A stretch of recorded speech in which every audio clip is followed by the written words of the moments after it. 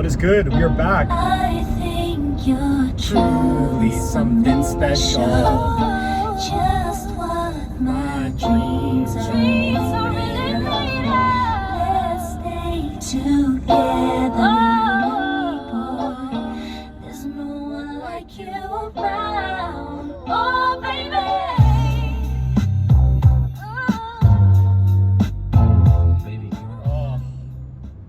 This song, honestly, this has to be, I don't even know, not top 5, but it's such a good song. Wait, hold up, a little bit more, and then I'll get into my second part of the YouTube video today. I can't really explain it. I'm so into you now. I wanna be more than a friend of you now. When they ask, I mention my baby girl in the interview. Oh man, what a session. So this will be a relatively shorter video. Actually, who knows? We'll see. I'm running low. I'm running low on energy. Obviously, the last video I was touching about how I've slashed my calories significantly. We're gonna run a little 1 to 2 week aggressive diet just to kind of get myself back to where I was. Just kind of rehash, undo the damages essentially. Kind of act as a little great reset, as I've titled the prior video. So what I'm actually gonna do is I'm gonna take 2 days off training, I believe. We'll see. I always say I'm gonna do this, but I never end up doing it. They're just, you know, there's creepy vibes. There's creepy vibes at the gym, and I need a nice little reset and hopefully get off schedule. Everybody has a gym creep, and there is a gym creep, and I want to just, you know, get away from that. But regardless, we are doing good. Training has to change when calories are very low. And how does it have to change? Well, you have to do less. Not necessarily less exercises, but 100% less volume. And you can't waste time. You have a window where you can utilize those pre-workout carbs and you don't feel like absolute ass, right? Aggressive dieting is not easy, right? If it was easy, everyone would do it. The reason why it's hard is because energy availability is extremely low. So that's fine, but you have to understand how to deal with low energy.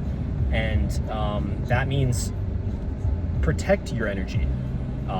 It's kind of corny, but I genuinely mean it. If you have people around you that zap yourself of energy, you got to kick them out, especially for this period of time. They're not doing anything positive for you, and they're only taking away. And if you're trying to lock in for an aggressive cut, whether that's 1 week, 2 weeks, 4 weeks, 6 weeks, 8 weeks, you got to lock in. You have no wiggle room, right? Otherwise, you can't aggressive diet. So with that being said, I wasted a little bit of time today on some certain movements, and it kind of dragged the session a little bit longer. I need to get my sessions to maximum 2 hours, 2.5 hours, which, to be honest, that is already overkill. I highly recommend capping your workouts to as close to an hour, max 90 minutes, max, for most people, just because of that low energy availability. So really make sure that you are on the ball with your training. For me, because I do online coaching, sometimes I'm answering messages, sometimes I'm recording sets, so this kind of eats up my time. But other than that, everything kind of went well. The session died out a little bit near the end, just because my intra-workout is lower in calories, just because I'm trying to save a little bit of calories for later on in the day. The 2 Rice Krispie treats worked fantastic. I felt great going into the session. My chest pressing went well, my shoulder pressing went well. I got back into old habits of having a slight arch whilst I was doing, what are you doing, bro? Whilst I was doing the neutral grip press, so I'm gonna have to reset that a little bit. The converging flat press went fantastic. Now the converging shoulder press, I also went back to old habits. I started arching a little bit, so that's perfectly fine. I know this for next time. In Tracked, we have a little notes section, so you can write down your notes to ensure that you remember cues and you remember little things that you'd want to say to yourself next time prior to the set. Again, when you're aggressive dieting, don't add load every session. Stick to a relatively lower rep range. I prefer the 4 to 6, but it depends on the exercise. For example, like lateral raises and push downs and overhead extensions, I like 6 to 8. For dumbbell curls and hamstring curls, I like 4 to 6. For hip thrusts, I like 4 to 6. Just personal preference, and to be honest, also chest, biceps, and hamstrings, I really like the 4 to 6 rep range just because those muscles die out really quickly. For quads, I like the 5 to 8. For, like I said, triceps and delts, lateral raises, those isolation movements, I like 6 to 8. Anything within 4 to 8, even 4 to 10, I would probably cap it at around 8 reps. While you're aggressive dieting, you can even push it closer to 4 to 6, but like I said, a lot of those unilateral isolation movements, when you're losing significant amount of body weight, that external stability is going to increase, right? So what I like to do is just err on the slight high end of that rep range. Instead of doing 4 to 8, I'll just go 6 to 8 for some of those movements that I mentioned, and I'll go 4 to 6 for the others. And yeah, so that's pretty much it there. My leg extensions feel great. My knees are feeling good. Pendulum squats are feeling okay. Trust me, man, I miss being 220 and just sinking that shit in the hole and bouncing out of the bottom and ripping like 5.5 plates with knee sleeves and getting some music. I love that, but my knees don't love that. And to be honest, you can get the same stimulus with less weight and just controlling the movement. One tip when it comes to your squat patterns, and this is going to kill your ego, right? Again, everyone likes to lift heavy weights, and so do I, but at the end of the day, what do you want? You want bigger muscles, or do you want sore joints? So when it comes to squatting and doing squat patterns for your quads, everyone likes to control the eccentric where it's easiest, but then bounce where it's heaviest. So for example, the pendulum squat, people will control that first, say, half of the eccentric, or half of the movement, and have a nice controlled eccentric, and then right when it gets challenging, they lose that eccentric and then they utilize that stretch reflex. Control the eccentric throughout the entire range. Pause at the bottom. Hamstrings smashed into your calves. Have like full foot pressure, not pressure just on your toes, full foot pressure. You want heel contact, big toe contact, big toe pressing down, cueing slight internal rotation, and then you are going to think about driving up while maintaining full foot pressure, and don't get that excessive lock at the end. There's nothing wrong with locking out your knees, but it's a good cue to ensure that you are not just bouncing up and you are contracting to get you up again. Now that's going to absolutely destroy the amount of weight that you use on the pendulum squat or hack squat, but I promise you, if you have knee pain, that will help you. So couple things there, maintain full foot pressure. So I want your entire foot pressed on the pad, full foot pressure. Nowhere through the eccentric should you have more pressure through the forefoot or near your heel. You want entire foot pressure throughout the entirety of the rep. That's number one. Number two is control the eccentric throughout the entire descent, not just the first half. Especially when it gets hard near that bottom, really hone in and control that eccentric. I want the speed to be the same from top to bottom. Make sure that you smash your hamstrings into your calf. Be aware of your knees traveling forward. Once your knees stop traveling forward and they start traveling backwards, you are no longer getting any more lengthening through the quads. You are just essentially getting more hip flexion, right? Which is going to just train more of the glutes, the adductor magnus, etc. So keep an eye on that. You could film your sets from the side. Make sure that you are choosing a foot position where you are the lowest possible on the pad whilst still maintaining that full foot pressure throughout the entirety of the range of motion. So you're gonna have to play with this. One tip is during your warm-ups with less weight, see how it feels at the bottom of the movement. Go to the bottom of the movement and then play with your foot position and bring them as low as you possibly can whilst still being able to press through your entire foot. I can't stress that enough. It's incredibly important for knee health, force production, you name it. So with that being said, it was a good training session today. I've maintained some lifts. I progressed some lifts by a rep here or there. I added some weight to some things. You're going to have rep ranges that you enjoy for certain movements that kind of work better for you in periods of in a hypocaloric stage, like an aggressive deficit, and you're going to have rep ranges that feel better for you in other stages. Like I said, For hamstrings, biceps, and calves and chest, I really prefer lower rep ranges, so like that 4 to 6 rep range. And remember, when you're utilizing that very low rep range, there's no reason that you shouldn't be controlling every single rep. You got to think about it like, okay, this set's going to be over rather quickly, so let's make it hurt. As bro-y as that sounds, when I say make it hurt, I mean make the reps count. Count every single contraction. Don't just count the reps and write it in your logbook. Make sure that you're controlling the eccentric.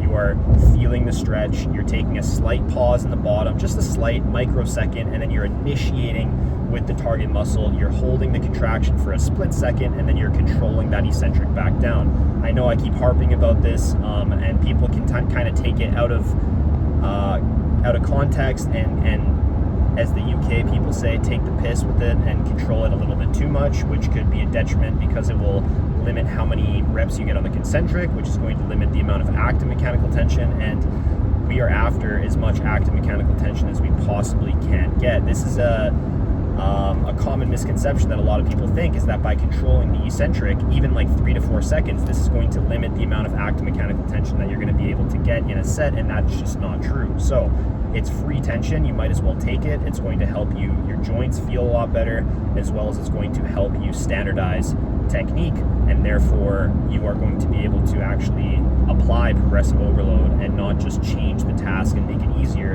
and kind of give yourself a little ego boost by putting +1 in your logbook, when in all honesty you just changed the tempo or range of motion, yada yada yada yada. So with that being said, I'm gonna try to take 2 days off the gym. I love training, especially now, but I think it's for the best. 3 times a week full body is still fantastic due to atrophy potentially increasing in a caloric deficit. You're going to have also muscle protein breakdown increasing as well, especially in an aggressive deficit. It makes sense to prioritize frequency but also prioritize recovery, which is why full body 3 times a week, sessions spread out by at least 48 hours makes the most sense in my opinion. So that is what we're going to do. We are still sticking with 1 set per exercise. One exercise that was kind of iffy for me was the unilateral overhead cable tricep extension. I'm really weak in that position.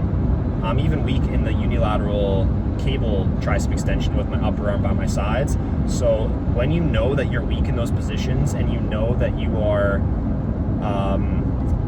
very accustomed to cheating, and once you start increasing load too much, you start using more body English, you start bouncing out of the bottom. Those are the movements where you really need to write in your logbook or write on your training app, track training. Really write in your logbook and say, I am not going to increase load. I'm going to stay here. Remember that adding more weight for the sake of it is not necessarily going to get you bigger. We're chasing stimulus. Let those adaptations come. Let those adaptations happen and occur prior to you adding load, so you make sure that you're not ego lifting. It's perfectly fine to stay at the same weight for multiple sessions and really take control of that weight. And then once those adaptations have taken place and you're comfortable, you can just increase load to maintain that stimulus, right? So I had my protein bar. I was getting real low near the end of my session, but to be honest, it's fine. I'll only be doing this for max 2 weeks. Is all it will take. Because honestly, all I really want to do is lose like 4 to 5 pounds of fat, maybe 6, which will put me right on the money. And that won't take me anything longer than 2 weeks tops, just because my maintenance, especially out of the gate, is extremely high. Now, obviously, when you do decide to aggressively cut, and if you've been eating an insane amount of calories, once you drop those carbohydrates, your weight is going to shift massively. Now, obviously, that's not fat. There's going to be a good chunk of it, but it's mainly water and glycogen. And the downside of that is that water and glycogen is going to shift your internal moment arm lengths, which can make movements feel easier.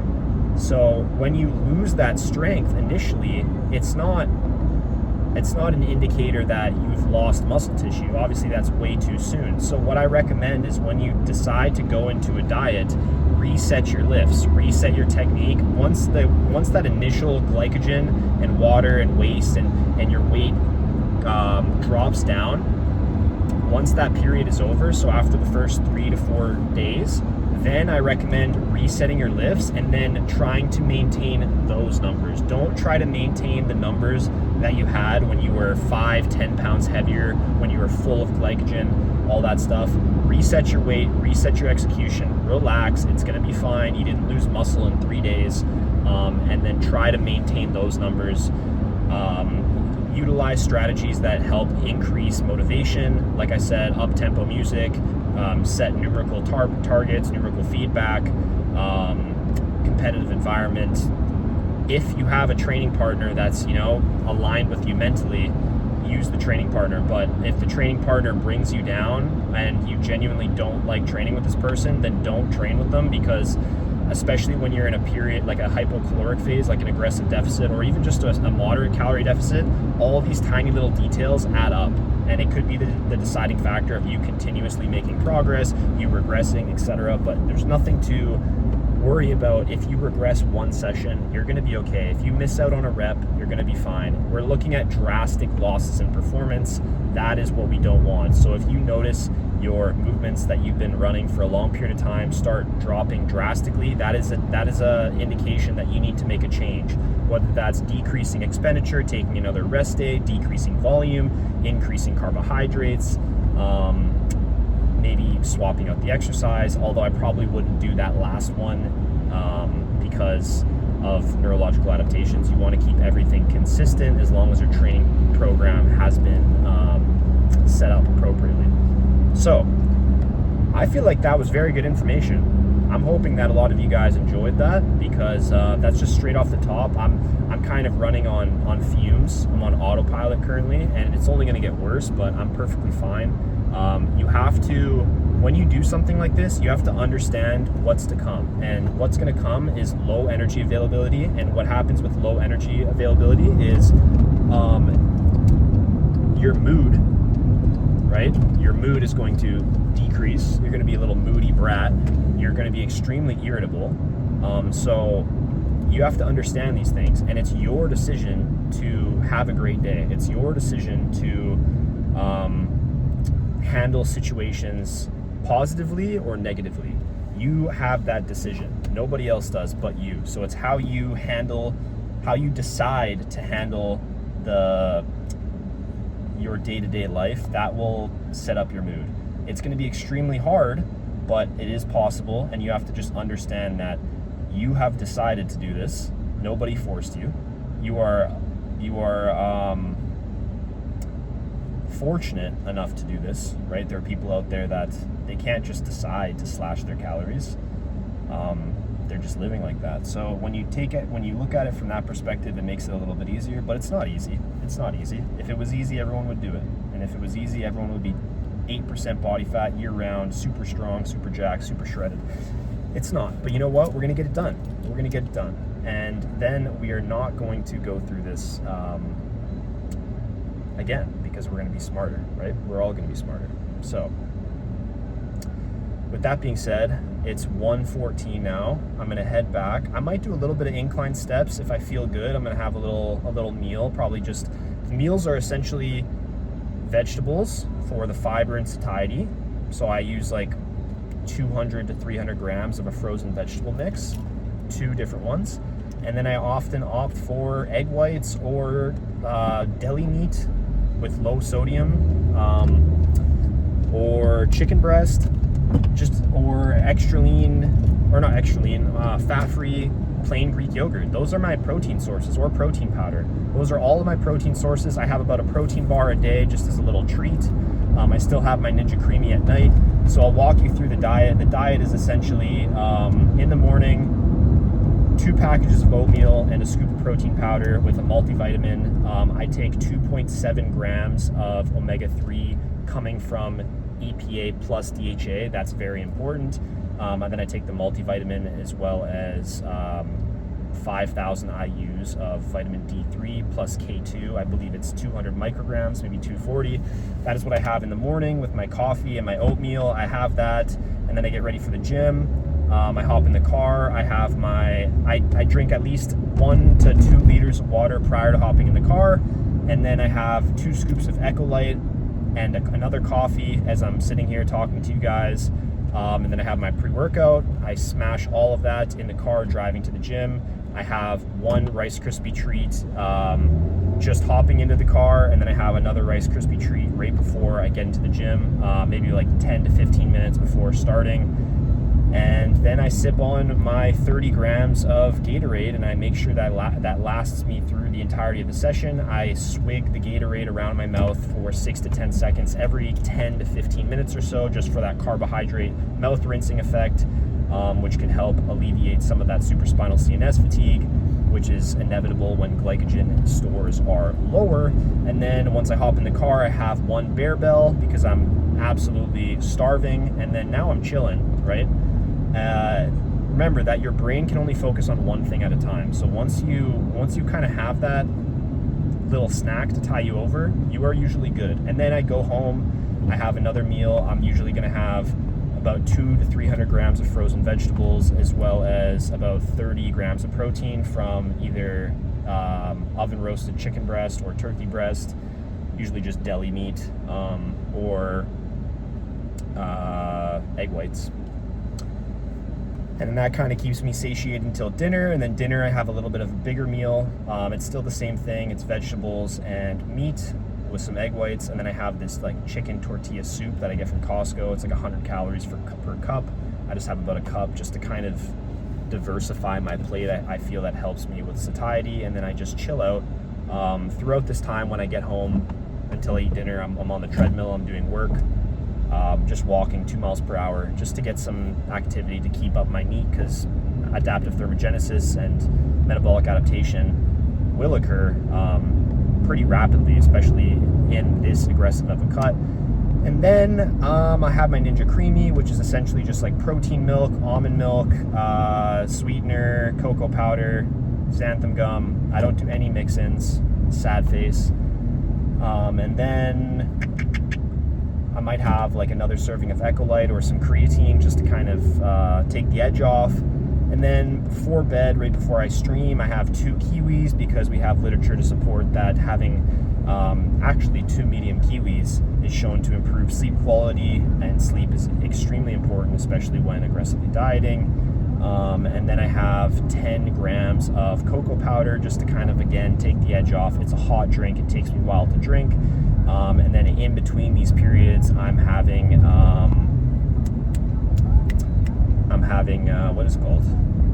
Gum. I'm having gum and sipping on water, right? And that's pretty much it. That kind of puts me at around 1,500 calories, give or take. On a training day, it's closer to 2,000. So I'm around 1,500 to 1,600 on non-training days, and around 2,000 on training days.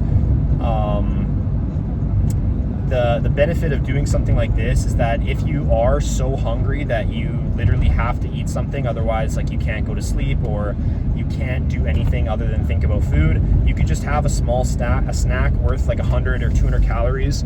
And as long as you're a grown-up and you don't binge, and you realize that you're doing this for a reason, and you realize that it's supposed to be hard and you're supposed to be hungry, and being hungry is okay, then it's perfectly fine, because you're going to be still in a massive deficit. You're just going to be in a slightly less deficit because you decided to eat, which is perfectly fine. But you have to understand that your actions have consequences, and that those consequences mean that you're going to lose less body fat. But the benefit of it is that it's going to prevent you from going off the rails. But yeah, like I mentioned in the last video, the hunger difference between going on an aggressive cut like 1,500 plus calories, if your TDEE allows for it, versus something like dieting off 500 calories is really no different, in my opinion, from personal experience, anecdote, as well as my interpretation of the literature.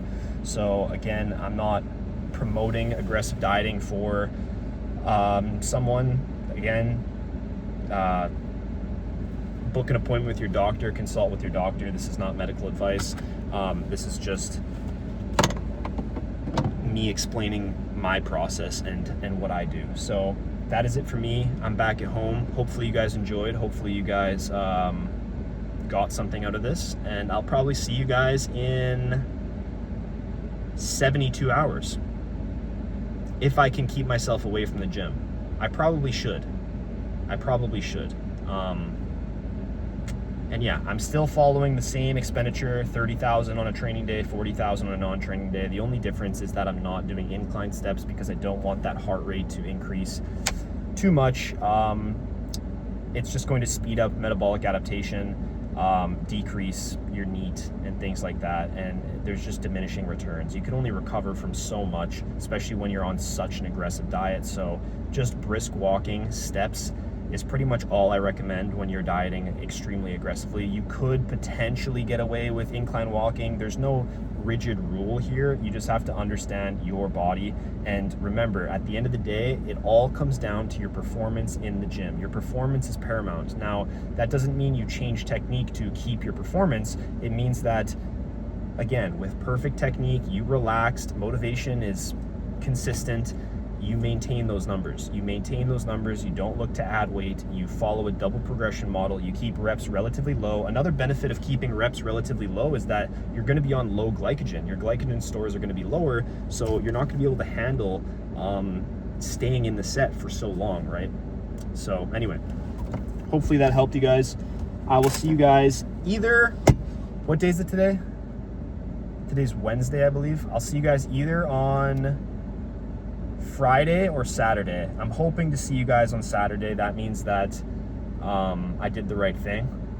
If not, I will see you guys on Friday. You know what? I'm going to see you guys on Saturday because I don't want to train during Christmas. And then if I take 2 days off, that means that I train on Boxing Day. And that way I can have Christmas off. And I can kind of just chill, which that is my plan. I'm gonna aggressively diet till probably Christmas, have a nice dinner with my family, probably keep my calories lower during the day, and then have a nice, big meal at night. That'll probably be a maintenance day. I'll keep my expenditure high if I'm able to on Christmas, we'll see. And then we'll get back to regular scheduled programming, and I'll probably do one more week. We'll see. I'm kind of just taking it day by day. Yeah, anyways, I'm yapping. Peace out.